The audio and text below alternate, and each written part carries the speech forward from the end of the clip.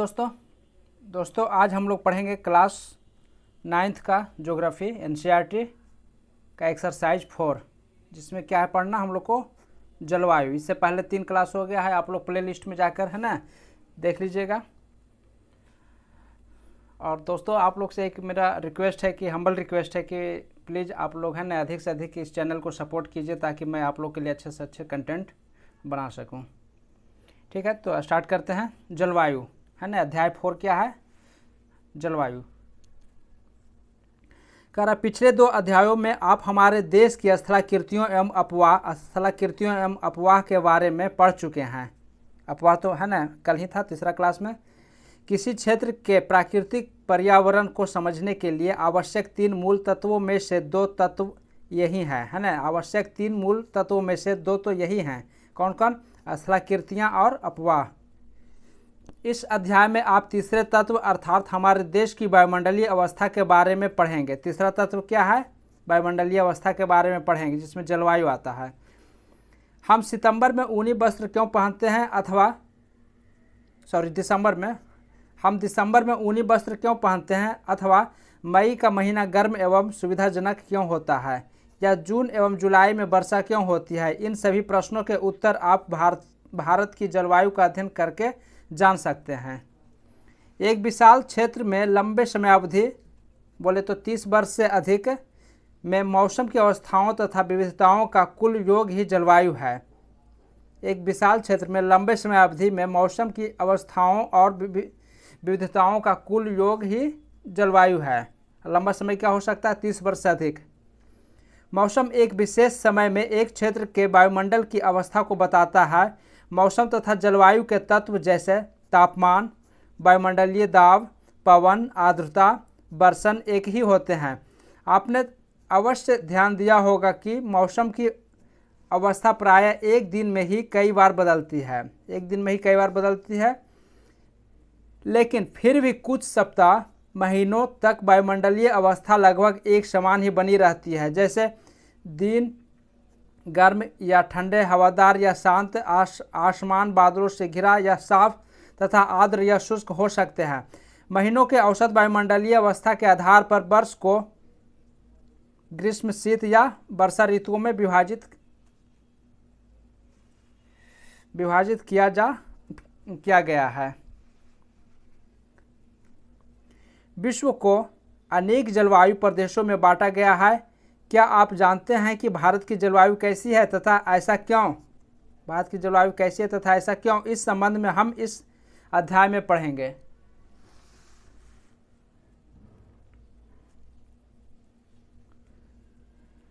देखिए, क्या आप जानते हैं, डू यू नो, है ना, मानसून शब्द की व्युत्पत्ति अरबी शब्द मौसम से हुई है। अरबी शब्द है ना, मौसम से हुई है, जिसका शाब्दिक अर्थ होता है मौसम। मानसून का अर्थ एक वर्ष के दौरान वायु की दिशा एवं ऋतु के अनुसार परिवर्तन। वायु की दिशा में ऋतु के अनुसार परिवर्तन मानसून कहलाता है। भारत की जलवायु को मानसूनी जलवायु कहा जाता है। एशिया में इस प्रकार की जलवायु मुख्यतः दक्षिण तथा दक्षिण पूर्व से पाई जाती है। सामान्यतः प्रतिरूप में लगभग एक रूपता होते हुए भी देश की जलवायु अवस्था में स्पष्ट प्रादेशिक भिन्नताएं हैं। आइए हम 2 महत्वपूर्ण तत्व तापमान एवं वर्षण को लेकर देखें कि एक स्थान से दूसरे स्थान पर तथा एक मौसम से दूसरे मौसम में इनमें किस प्रकार की भिन्नता है। गर्मियों में राजस्थान के मरुस्थल में कुछ स्थानों का तापमान लगभग 50 डिग्री सेंटीग्रेड तक पहुंच जाता है, जबकि जम्मू कश्मीर के पहलगाम में तापमान लगभग 20 डिग्री है ना सेल्सियस रहता है। सर्दी की रात में जम्मू कश्मीर में द्रास का तापमान -45 डिग्री सेल्सियस तक हो जाता है, जबकि तिरुवनंतपुरम में यह 22 डिग्री सेंटीग्रेड या सेल्सियस से हो सकता है। क्या आप जानते हैं, कुछ क्षेत्रों में रात एवं दिन के तापमान में बहुत अधिक अंतर होता है। कुछ क्षेत्र में तो रात और दिन के तापमान में बहुत अधिक अंतर होता है। थार के मरुस्थल में दिन का तापमान 50 डिग्री सेल्सियस तक हो सकता है, जबकि उसी दिन की जो रात होगी उसी रात यह नीचे गिरकर 15 डिग्री सेल्सियस तक पहुंच सकता है। दूसरी ओर केरल या अंडमान और निकोबार में दिन तथा रात का तापमान लगभग समान ही रहता है।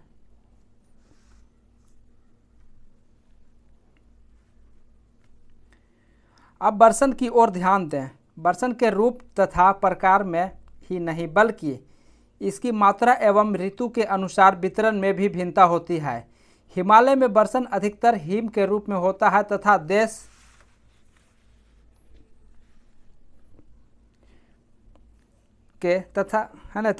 के शेष भाग में यह वर्षा के रूप में होता है। वार्षिक बर्सन में भिन्नता मेघालय में 400 सेंटीमीटर से लेकर लद्दाख एवं पश्चिमी राजस्थान में यह 10 सेंटीमीटर से भी कम होती है। देश के अधिकतर भागों में जून से सितंबर तक वर्षा होती है, लेकिन कुछ क्षेत्रों जैसे तमिलनाडु तट पर अधिकतर वर्षा अक्टूबर एवं नवंबर में होती है। सामान्य रूप से तटीय क्षेत्रों में तापमान में अंतर कम होता है। देश के आंतरिक भागों में मौसमी या ऋतुनिष्ठ अंतर अधिक होता है। उत्तरी मैदान में वर्षा की मात्रा सामान्यतः पूर्व से पश्चिम की ओर घटती जाती है। उत्तरी मैदान में वर्षा की मात्रा सामान्यतः पूर्व से पश्चिम की ओर घटती जाती है। ये भिन्नताएं लोगों के जीवन में विविधता लाती है, जो उनके भोजन, वस्त्र एवं घरों के प्रकार में दिखती है। ज्ञात करना है क्या? राजस्थान में घरों की दीवारें मोटी, छत चपटी क्यों होती है? तराई क्षेत्र तथा गोवा एवं मंगलौर में ढाल वाली छतें क्यों होती है? असम में प्राय कुछ घर बांस के खंभों पर क्यों बने होते हैं? जलवायु नियंत्रण क्या है? जलवायु नियंत्रण किसी भी क्षेत्र की जलवायु को नियंत्रण करने वाले 6 प्रमुख कारक हैं। कौन कौन? अक्षांश, तुंगता, इसी को ऊंचाई कहते हैं। तुंगता मतलब ऊंचाई, वायुदाब एवं पवन तंत्र, समुद्र से दूरी, महासागरीय धाराएं तथा उच्चावच लक्षण। इन 6 लक्षणों पे ही किसी क्षेत्र की जलवायु को नियंत्रण किया जाता है। पृथ्वी की गोलाई के कारण इसे प्राप्त सौर ऊर्जा की मात्रा अक्षांशों के अनुसार अलग अलग होती है। पृथ्वी की गोलाई के कारण इसे प्राप्त सौर ऊर्जा की मात्रा अक्षांशों के अनुसार अलग अलग होती है। इसके परिणाम स्वरूप तापमान विषुवत वृत्त से ध्रुवों की ओर सामान्यतः घटता जाता है। जब कोई व्यक्ति पृथ्वी की सतह से ऊंचाई की ओर जाता है तो तापमान की सघनता कम होती जाती है तथा तापमान घट जाती है। इसलिए पहाड़ियाँ गर्मी के मौसम में भी ठंडी होती है। किसी भी क्षेत्र का वायु दाब एवं पवन तंत्र उस स्थान के अक्षांश तथा ऊंचाई पर निर्भर करती है। इस प्रकार यह तापमान एवं वर्षा के वितरण को प्रभावित करता है। समुद्र का जलवायु पर समकारी प्रभाव पड़ता है। जैसे जैसे समुद्र से दूरी बढ़ती है यह प्रभाव कम होता जाता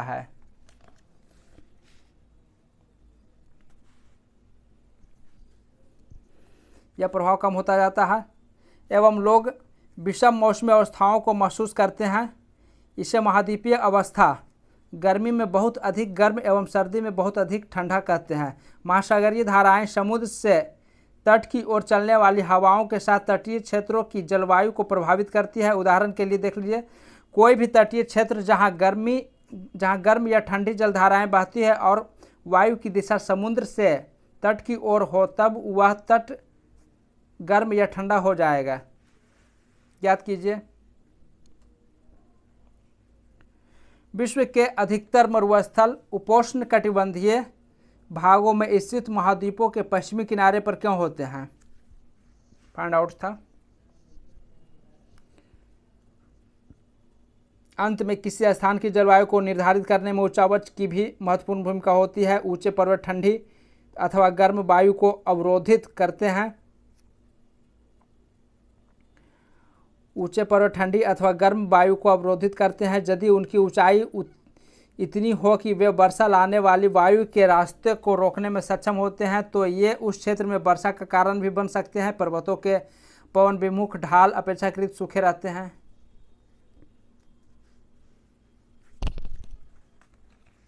भारत की जलवायु कारक। भारत की जलवायु को प्रभावित करने वाले कारक। भारत की जलवायु को प्रभावित करने वाले कारक। पहला कारक अक्षांश। कर्कवृत्त देश के मध्य भाग पश्चिम में कच्छ के रण से लेकर पूर्व में मिजोरम से होकर गुजरती है। देश का लगभग आधा भाग कर्कवृत्त के दक्षिण में स्थित है जो उष्णकटिबंधीय क्षेत्र है। कर्कवृत्त के उत्तर में स्थित शेष भाग उपोष्णकटिबंधीय हैं। इसलिए भारत की जलवायु में उष्णकटिबंधीय जलवायु और उपोष्णकटिबंधीय जलवायु दोनों की विशेषताएं उपस्थित है। ऊंचाई। भारत के उत्तर में हिमालय पर्वत है। इसकी औसत ऊंचाई लगभग 6000 मीटर है। भारत का तटीय क्षेत्र भी विशाल है। यहाँ अधिकतम ऊंचाई लगभग 30 मीटर है। हिमालय मध्य एशिया से आने वाली ठंडी हवाओं को भारतीय उपमहाद्वीप में प्रवेश करने से रोकता है।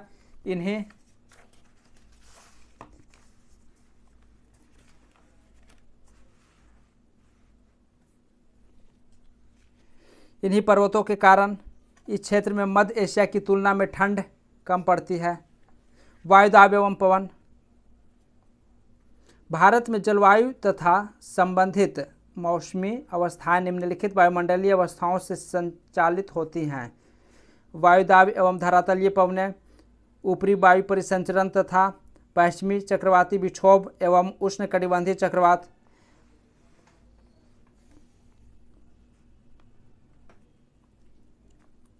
भारत उत्तर पूर्वी व्यापारिक पवनों ट्रेड विंड्स वाले क्षेत्र में स्थित है। ये पवनें उत्तरी गोलार्ध के उपोष्ण कटिबंधीय उच्च दाब पट्टियों से उत्पन्न होती हैं। ये दक्षिण की ओर बहती है ना कोरियालिस बल के कारण दाहिनी ओर विक्षेपित होकर विषुवत निम्न दाब वाले क्षेत्रों की ओर बढ़ती है। सामान्यतः इन पवनों में नमी की मात्रा बहुत कम होती है क्योंकि ये स्थलीय भागों पर उत्पन्न होती हैं एवं बहती हैं। इसलिए इन पवनों के द्वारा वर्षा कम या नहीं होती है। इस प्रकार भारत को शुष्क क्षेत्र होना चाहिए, लेकिन ऐसा नहीं है। आइए देखें क्यों। कोरियालिस बल देखें है ना। कोरियालिस पर बल क्या है? पृथ्वी के घूर्णन के कारण उत्पन्न आभासी बल को कोरियालिस बल कहते हैं। इस बल के कारण पवनें उत्तरी गोलार्ध में दाहिनी ओर तथा दक्षिणी गोलार्ध में बाईं ओर विक्षेपित हो जाती है। इसे फेरेल का नियम भी कहा जाता है। इसी को कोरियालिस बल को ही फेरेल का नियम भी कहते हैं।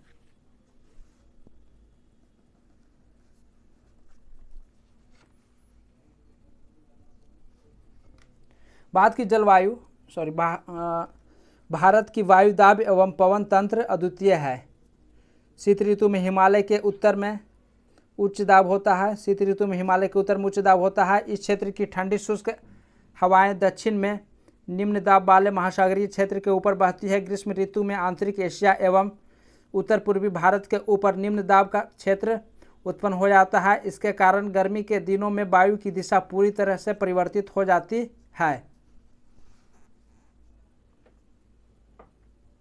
वायु दक्षिण में स्थित हिंद महासागर के उच्च दाब वाले क्षेत्र से दक्षिण पूर्वी दिशा में बहते हुए विषुवत वृत्त को पार कर दाहिनी ओर मुड़ते हुए भारतीय उपमहाद्वीप पर स्थित निम्न दाब की ओर बढ़ने लगती है।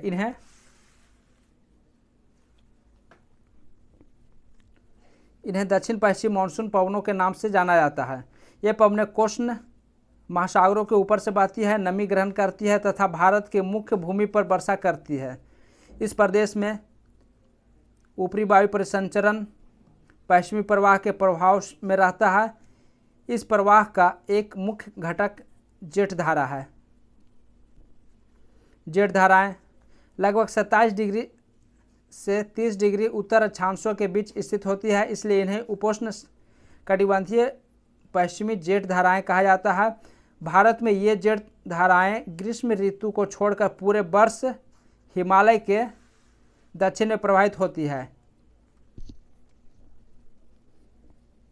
इस पश्चिमी प्रवाह के द्वारा देश के उत्तर एवं उत्तर पश्चिमी भाग में पश्चिमी चक्रवाती विक्षोभ आते हैं। गर्मियों में सूर्य की आभासी गति के साथ ही उपोष्ण कटिबंधीय पश्चिमी जेठ धारा हिमालय के उत्तर में चली जाती है। एक पूर्वी जेठ धारा जिसे उपोष्ण कटिबंधीय पूर्वी जेठ धारा कहा जाता है, गर्मी के महीनों में प्रायद्वीपीय भारत के ऊपर लगभग 14 डिग्री उत्तरी अक्षांश में प्रवाहित होती है। देखिए जेठ धारा क्या है समझते हैं।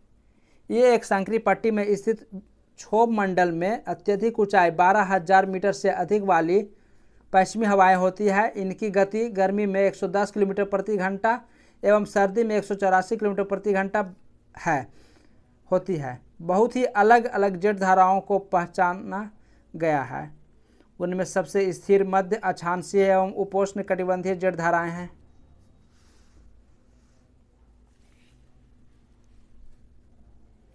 पश्चिमी चक्रवातीय विक्षोभ सर्दी के महीनों में उत्पन्न होने वाला पश्चिमी चक्रवातीय विक्षोभ भूमध्य सागरीय क्षेत्र से आने वाले पश्चिमी प्रवाह के कारण होता है। वे प्रायः भारत के उत्तर एवं उत्तर पश्चिमी क्षेत्रों को प्रभावित करते हैं। उष्णकटिबंधीय चक्रवात मानसूनी महीनों के साथ साथ अक्टूबर एवं नवंबर के महीनों में आते हैं तथा ये पूर्वी प्रवाह के एक भाग होते हैं एवं देश के तटीय क्षेत्रों को प्रभावित करते हैं। क्या आपने आंध्र प्रदेश एवं उड़ीसा के तटों पर उनके द्वारा किए गए विनाश के बारे में पढ़ा या सुना है?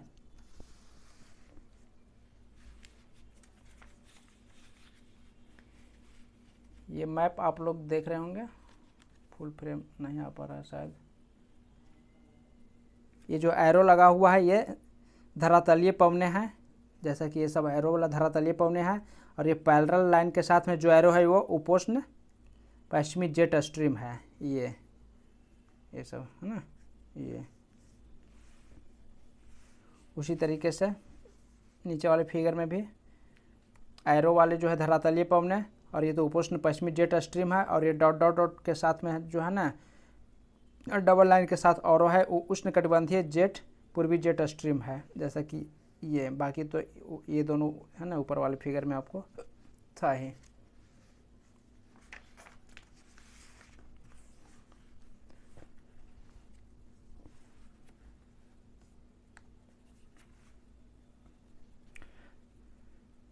आइए, कह रहा है कि भारतीय मानसून भारत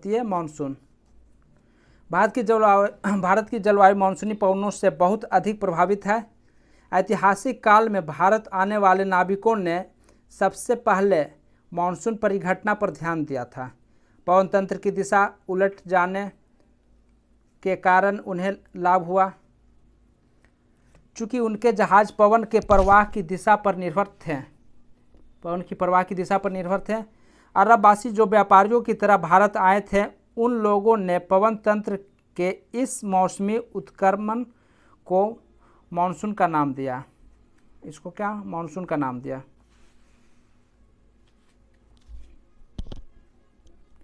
मानसून का आगमन चित्र में दिखाया गया है। मानसून का प्रभाव उष्णकटिबंधीय क्षेत्रों में लगभग 20 डिग्री उत्तर एवं 20 डिग्री दक्षिण के बीच रहता है। कितना? 20 डिग्री उत्तर एवं 20 डिग्री दक्षिण के बीच में रहता है।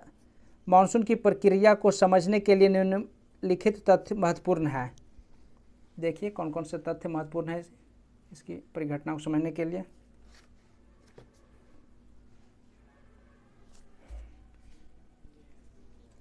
स्थल तथा जल के गर्म एवं ठंडे होने की भेद्री प्रक्रिया के कारण भारत के स्थल भाग पर निम्न दाब का क्षेत्र उत्पन्न होता है, जबकि इसके आसपास के समुद्रों के ऊपर उच्च दाब का क्षेत्र बनता है।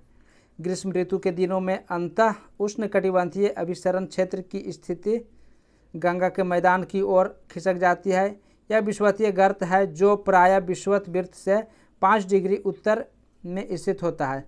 इसे मानसून क्षेत्र में मानसून गर्त के नाम से भी जाना जाता है। हिंद महासागर में मेडागास्कर के पूर्व लगभग 20 डिग्री दक्षिणी अक्षांश के ऊपर उच्च दाब वाला क्षेत्र होता है।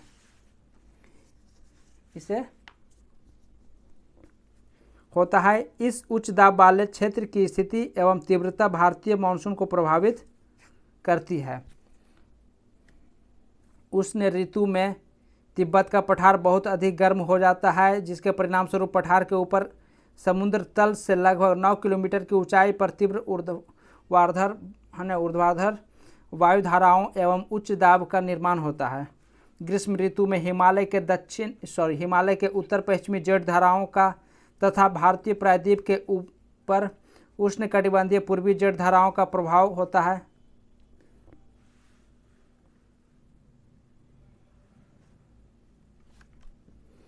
अंतः उष्णकटिबंधीय अभिसरण क्षेत्र ये विषुवतीय अक्षांशों में विस्तृत गर्त एवं निम्न दाब का क्षेत्र होता है।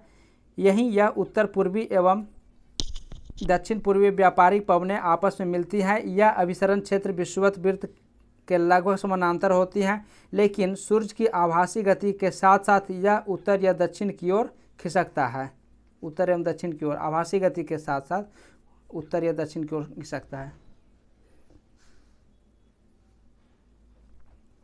इसके अतिरिक्त दक्षिणी महासागरों के ऊपर दाब की अवस्थाओं एवं परिवर्तन भी मानसून को प्रभावित करता है। सामान्यतः जब दक्षिण प्रशांत महासागर के उष्णकटिबंधीय पूर्वी भाग में उष्ण दाब होता है, तब हिंद महासागर के उष्णकटिबंधीय पूर्वी भाग में निम्न दाब होता है। लेकिन कुछ विशेष वर्षों में वायु दाब की स्थिति विपरीत हो जाती है तथा पूर्वी प्रशांत महासागर के ऊपर हिंद महासागर की तुलना में निम्न दाब का क्षेत्र बन जाता है। दाब की अवस्था में यह नियतकालिक परिवर्तन को दक्षिणी दोलन के नाम से जाना जाता है। किस नाम से? दक्षिणी दोलन के नाम से जाना जाता है।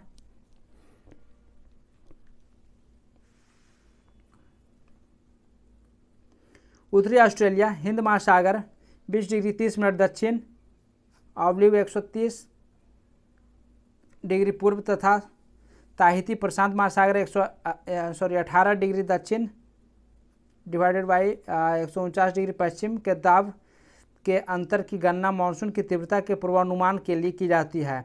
अगर दाब का अंतर ऋणात्मक है तो इसका अर्थ होगा औसत से कम तथा विलंब से आने वाला मानसून। एल नीनो दक्षिणी दोलन से जुड़ा हुआ एक लक्षण है। यह एक गर्म समुद्री जलधारा है। एल नीनो क्या? एक गर्म समुद्री जलधारा है।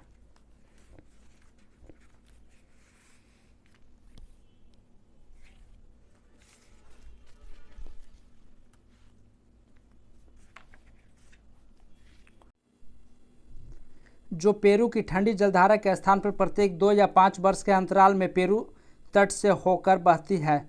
दाब की अवस्था में परिवर्तन का संबंध एल नीनो से है, इसलिए इस परिघटना को ENSO एल नीनो दक्षिणी दोलन कहा जाता है। आइए एल नीनो को समझते हैं। ठंडी पेरू जलधारा के स्थान पर अस्थायी तौर पर गर्म जलधारा के विकास को एल नीनो का नाम दिया गया है। एल नीनो स्पेनिश शब्द है जिसका अर्थ होता है बच्चा तथा जो कि बेबी क्राइस्ट को व्यक्त करता है। क्योंकि यह धारा क्रिसमस के समय बहना शुरू करती है। एल नीनो की उपस्थिति समुद्र की सतह के तापमान को बढ़ा देती है तथा उस क्षेत्र में व्यापारिक पवनों को शिथिल कर देती है।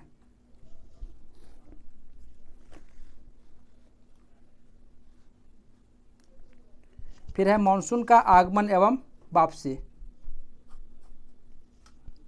व्यापारिक पवनों के विपरीत मानसूनी पवनें नियमित नहीं हैं, लेकिन ये स्पंदमान प्रकृति की होती है। उष्णकटिबंधीय समुद्र के ऊपर प्रवाह के दौरान ये विभिन्न वायुमंडलीय अवस्थाओं से प्रभावित होती है। मानसून का समय जून के आरंभ से लेकर मध्य सितंबर तक 100 से 120 दिनों के बीच होता है मानसून का समय। इसके आगमन के समय सामान्य वर्षा में अचानक वृद्धि हो जाती है तथा लगातार कई दिनों तक यह जारी रहती है। इसे मानसून प्रस्फोट यानी मानसून का फटना इसे कहते हैं तथा इसे मानसून पूर्व बौछारों से पृथक किया जा सकता है। सामान्यतः जून के प्रथम सप्ताह में मानसून भारतीय प्रायद्वीप के दक्षिणी छोर से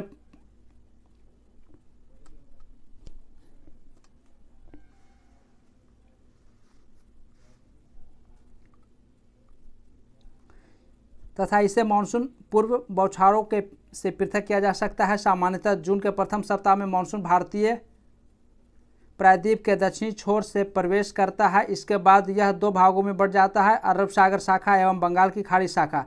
अरब सागर शाखा लगभग 10 दिन बाद 10 जून के आसपास मुंबई पहुंचती है। यह एक तीव्र प्रगति है। बंगाल की खाड़ी शाखा भी तीव्रता से आगे की ओर बढ़ती है तथा जून के प्रथम सप्ताह में असम पहुंच जाती है। ऊंचे पर्वतों के कारण मानसून पवनें पश्चिम में गंगा के मैदान की ओर मुड़ जाती है। पश्चिम में गंगा के मैदान की ओर मुड़ जाती है। मध्य जून तक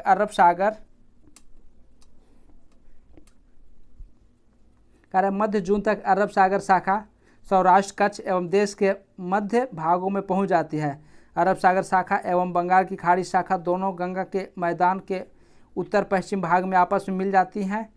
दिल्ली में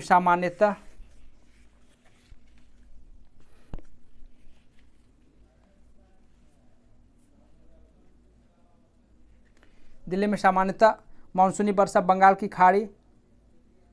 की खाड़ी शाखा से जून के अंतिम सप्ताह में लगभग 29 जून तक होती है।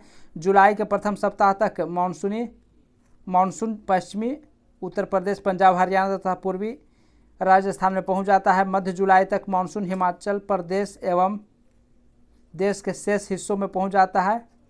चित्र 4.3 आप लोग को आगे हम दिखाएंगे। कह रहा है कि मानसून की वापसी अपेक्षाकृत एक क्रमिक प्रक्रिया है जो भारत के उत्तर पश्चिमी प्रदेशों से सितंबर में प्रवेश हो जाती है। मध्य अक्टूबर तक मानसून प्रायद्वीप के उत्तरी भाग से पूरी तरह पीछे हट जाता है। प्रायद्वीप के दक्षिणी आधे भाग में वापसी की गति तीव्र होती है। दिसंबर के आरंभ तक देश के शेष भाग से मानसून की वापसी हो जाती है।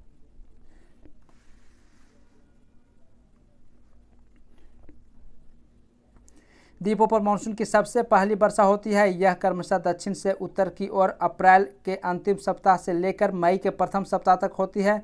मानसून की वापसी भी क्रमशः दिसंबर के प्रथम सप्ताह से जनवरी के प्रथम सप्ताह तक उत्तर से दक्षिण की ओर होती है। इस समय देश का शेष भाग शीत ऋतु के प्रभाव में होता है। ऋतुएं।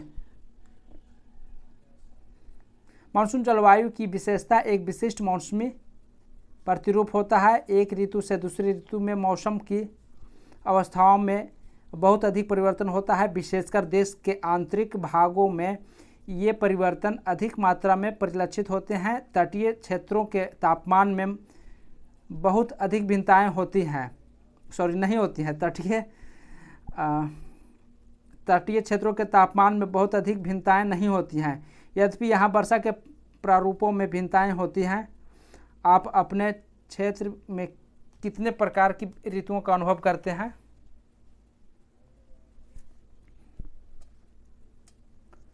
कह रहा है कि आप अपने क्षेत्र में कितनी प्रकार की ऋतुओं का अनुभव करते हैं। बाद में मुख्यतः 4 ऋतुओं को पहचाना जा सकता है। ये शीत ऋतु, ग्रीष्म ऋतु, कुछ क्षेत्रीय विविधताओं के साथ भारत के आगमन तथा वापसी का काल। शीत ऋतु देखिए, उत्तरी भारत में शीत ऋतु मध्य नवंबर से आरंभ होकर फरवरी तक रहती है। भारत के उत्तरी भाग में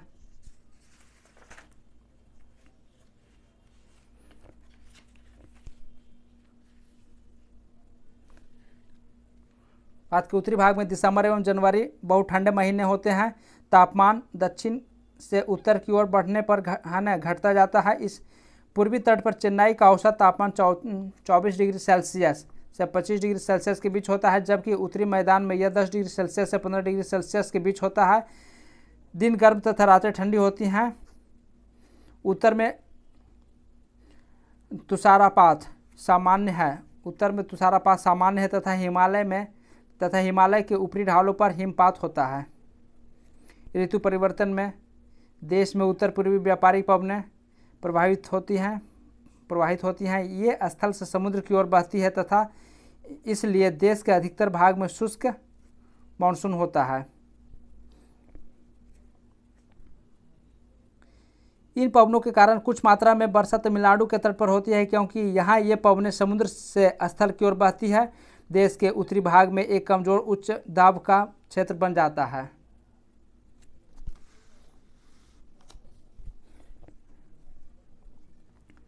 जिसमें हल्की पवनें इस क्षेत्र से बाहर की ओर प्रवाहित होती है। ऊंचावत से प्रभावित होकर ये पवन पश्चिम तथा उत्तर पश्चिम से गंगा घाटी में बहती है। सामान्यतः इस मौसम में आसमान साफ, तापमान तथा आर्द्रता कम एवं पवनें शिथिल तथा परिवर्तित होती है। शीत ऋतु में उत्तरी मैदानों में पश्चिमी एवं उत्तर पश्चिमी से चक्रवाती विक्षोभ का अंतर्वाह विशेष लक्षण है। यह कम दाब वाली प्रणाली भूमध्य सागर एवं पश्चिमी एशिया के ऊपर उत्पन्न होती है तथा पश्चिमी पवनों के साथ भारत में प्रवेश करती है। इसके कारण शीतकाल में मैदानों में वर्षा होती है तथा पर्वतों पर हिमपात, जिसकी उस समय बहुत अधिक आवश्यकता होती है। यद्यपि शीतकाल में वर्षा, जिसे स्थानीय तौर पर महावट कहा जाता है, की कुल मात्रा कम होती है, लेकिन ये रबी फसलों के लिए बहुत ही महत्वपूर्ण होती है। दलहन तिलहन रबी फसल। प्रायद्वीपीय भागों में शीत ऋतु स्पष्ट नहीं होती है। समुद्री पवनों के प्रभाव के कारण शीत ऋतु में भी यहाँ तापमान के प्रारूप में न के बराबर परिवर्तित होता है। ग्रीष्म ऋतु। सूर्य के उत्तर की ओर आभासी गति के कारण भूमंडलीय ताप पट्टी उत्तर की तरफ खिसक जाती है। मार्च से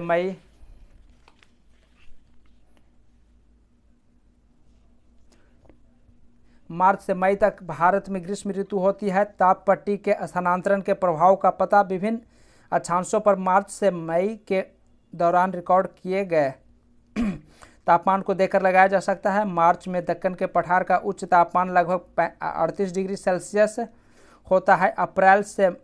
अप्रैल में मध्य प्रदेश एवं गुजरात का तापमान लगभग 42 डिग्री सेल्सियस होता है।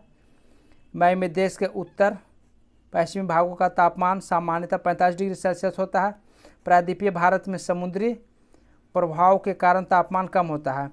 देश के उत्तरी भाग में ग्रीष्मकाल में तापमान में वृद्धि होती है तथा वायुदाब में कमी आती है। मई के अंत में उत्तर पश्चिम में थार के रेगिस्तान से लेकर पूर्व एवं दक्षिण पूर्व में पटना तथा छोटा नागपुर पठार तक एक कम दाब का लंबवत क्षेत्र उत्पन्न होता है। पवन का परिसंचरण इस गर्त के चारों ओर प्रारंभ होता है।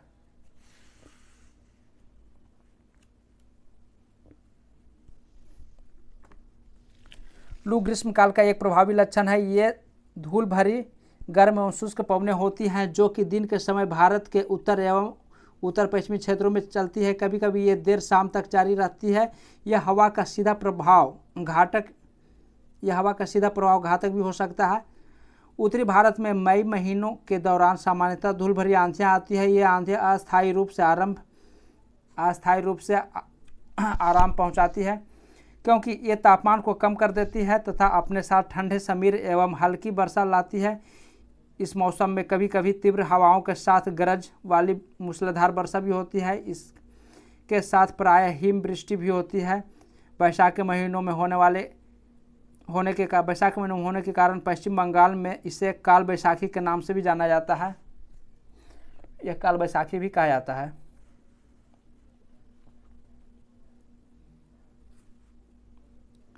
ग्रीष्म ऋतु के अंत में कर्नाटक एवं केरल में प्रायः पूर्वी मानसून वर्षा होती है। इसके कारण आम जल्दी पक जाते हैं तथा प्रायः इसे आम्र वर्षा भी कहा जाता है। वर्षा ऋतु या मानसून का आगमन।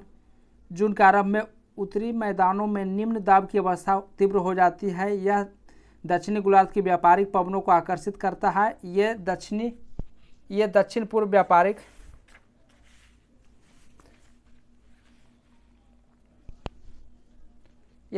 व्यापारिक पवनें दक्षिणी समुद्रों के उपोष्ण कटिबंधीय क्षेत्रों में उत्पन्न होती है। चूँकि ये पवनें गर्म महासागरों के ऊपर से गुजरती है, इसलिए ये अपने साथ एक महाद्वीप में बहुत अधिक मात्रा में नमी लाती है। ये पवनें तीव्र होती हैं तथा 30 किलोमीटर प्रति घंटे की औसत वेग से चलती है। सुदूर उत्तर पूर्वी भाग को छोड़कर ये मानसूनी पवनें देश के शेष भाग में लगभग 1 महीने में पहुंच जाती है। दक्षिण पश्चिम मानसून का भारत में अंतर्वाह यहाँ के मौसम को पूरी तरह परिवर्तित कर देता है। मौसम के प्रारंभ में पश्चिम घाट के पवनमुखी भागों में भारी वर्षा लगभग 250 सेंटीमीटर से अधिक वर्षा होती है।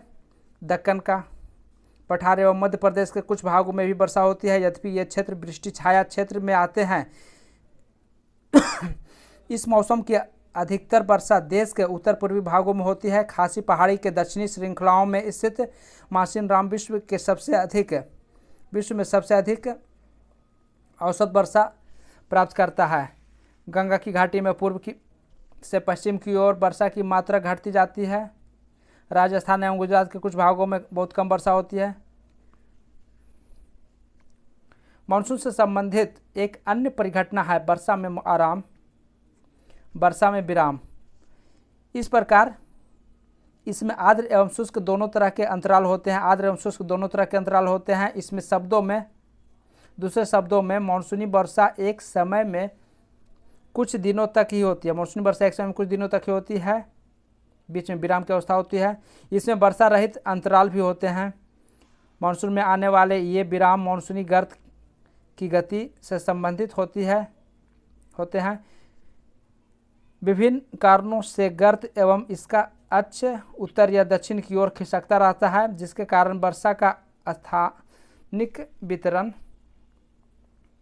सुनिश्चित होता है। जब मानसून के गर्त का अक्ष मानसून मैदान के ऊपर होता है तब इन भागों में वर्षा अच्छी होती है। दूसरी ओर जब अक्ष हिमालय के समीप चला जाता है तब मैदानों में लंबे समय तक शुष्क अवस्था रहती है तथा हिमालय की नदियों के पर्वतीय जलग्रहण क्षेत्रों में विस्तृत होती रहती है। इस भारी वर्षा के कारण मैदानी क्षेत्रों में विनाशकारी बाढ़ें आती हैं एवं जान एवं माल की भारी क्षति होती है। उष्णकटिबंधीय निम्न दाब की तीव्रता एवं आवृत्ति भी मानसूनी वर्षा की मात्रा एवं समय को निर्धारित करती है। यह निम्न दाब का क्षेत्र बंगाल की खाड़ी के ऊपर बनता है।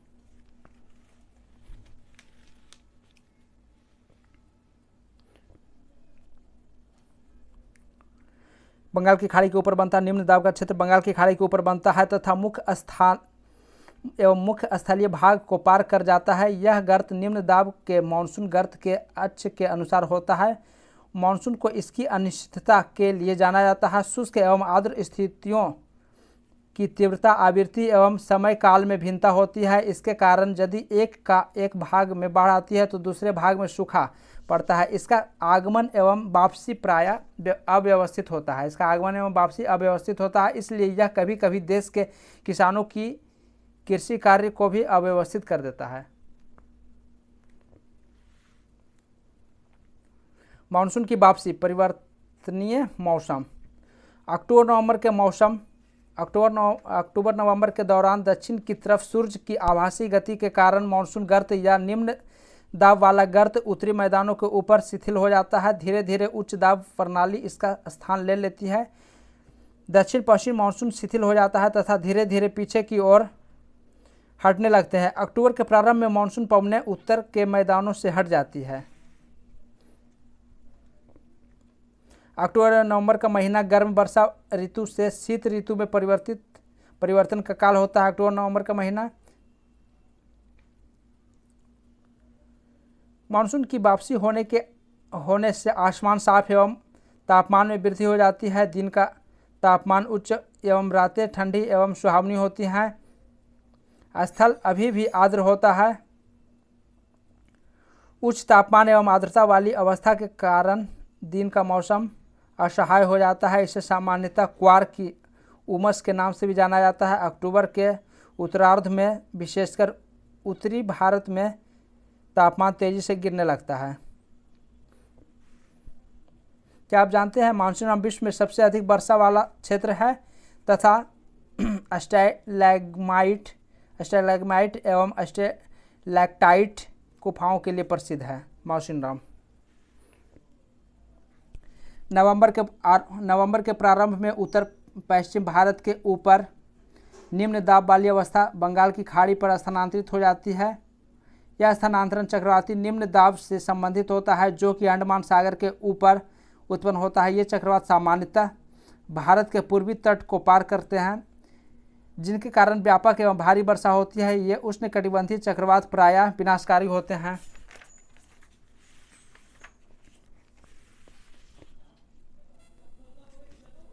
गोदावरी, कृष्णा एवं कावेरी नदियों के सघन आबादी वाले डेल्टा प्रदेशों में अक्सर चक्रवात आते हैं, जिसके कारण बड़े पैमाने पर जान एवं माल की क्षति होती है। कभी कभी ये चक्रवात उड़ीसा, पश्चिम बंगाल एवं बांग्लादेश के तटीय क्षेत्रों में भी पहुंच जाते हैं। कोरोमंडल तट पर अधिकतर वर्षा इन्हीं चक्रवातों एवं अवदाबों से होती है। वर्षा का वितरण देख लीजिए। वीडियो बहुत ज़्यादा लंबा ना हो इसलिए थोड़ा इसको तेज़ी में है ना खींचने की कोशिश कर रहे हैं, फिर आप ही लोग बोर हो जाएगा लंबा वीडियो होने के कारण। पश्चिमी तट के भागों एवं उत्तर पूर्वी भारत में लगभग 400 सेंटीमीटर वार्षिक वर्षा होती है, किंतु पश्चिमी राजस्थान एवं इससे सटे पंजाब, हरियाणा एवं गुजरात के भागों में 60 सेंटीमीटर से भी कम वर्षा होती है। दक्षिणी पठार के आंतरिक भागों में सह्याद्री के पूर्व में भी वर्षा की मात्रा समान रूप से कम होती है। इन क्षेत्रों में वर्षा की मात्रा कम क्यों होती है? आइए जानते हैं। जम्मू कश्मीर के लेह में भी वर्षण की मात्रा काफ़ी कम होती है। देश के शेष क्षेत्र में वर्षा की मात्रा मध्यम रहती है। हिमपात हिमालयी क्षेत्रों तक ही सीमित होता है।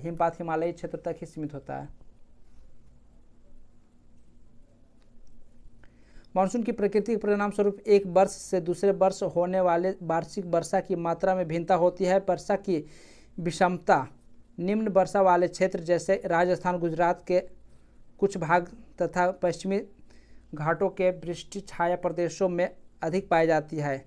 अतः अधिक वर्षा वाले क्षेत्रों में बाढ़ें अधिक आती है, जबकि निम्न वर्षा वाले क्षेत्रों में सूखे की आशंका बनी होती है।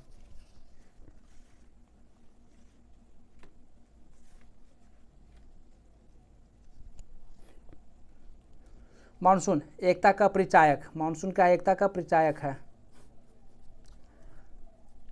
आप पहले ही पढ़ चुके हैं कि हिमालय अत्यंत ठंडी पवनों से भारतीय उपमहाद्वीप की रक्षा करता है। अत्यंत ठंडी पवनों से हिमालय जो है भारतीय उपमहाद्वीप की रक्षा करता है।